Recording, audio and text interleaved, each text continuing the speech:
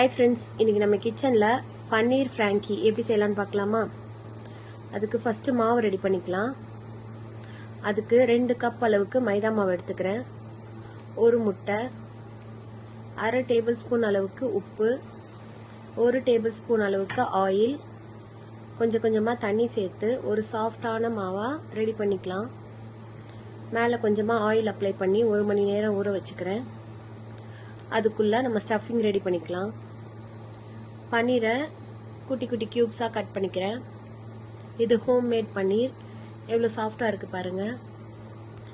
மேரினேஷனுக்கு 1 table spoon அளவுக்கு கடலை மாவு, 2 டேபிள் ஸ்பூன் அளவுக்கு சில்லி பவுடர், 1/4 டீஸ்பூன் அளவுக்கு கரம் மசாலா, 1/2 டீஸ்பூன் அளவுக்கு சீரகத்தூள், கொஞ்சமாக மஞ்சத்தூள், 1/2 டேபிள் ஸ்பூன் அளவுக்கு இஞ்சி பூண்டு பேஸ்ட்.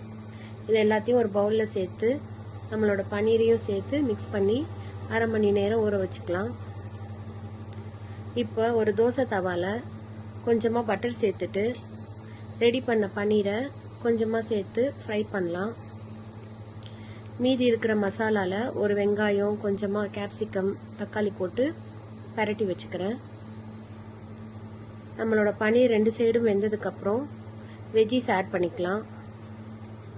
இது ரொம்ப வேகணும்னு அவசியம் இல்லை, லைட்டாக வெந்தால் போதும். அப்போ தான் க்ரன்ச்சியாக இருக்கும் சாப்பிடையில. ஃபைனலாக ஒரு சீஸ் ஸ்லைஸ் போட்டு மிக்ஸ் பண்ணி ஆஃப் பண்ணி வச்சிடலாம். இப்போது மாவு நல்லா ஊறிடுச்சு.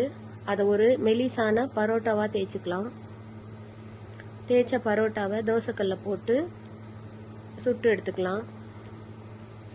இங்கே நான் ஒரு முட்டையை கலக்கி தோசை தவாவில் ஊற்றிக்கிறேன்.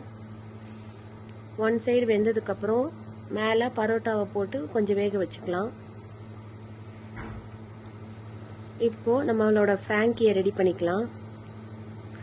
அதுக்கு ரெடி பண்ண பரோட்டாவில் கொஞ்சமாக கெச்சப் இல்லாட்டினா சில்லி சாஸ் சேர்த்துட்டு ரெடி பண்ண பன்னீர் மசாலாவை ஆட் பண்ணிக்கலாம்.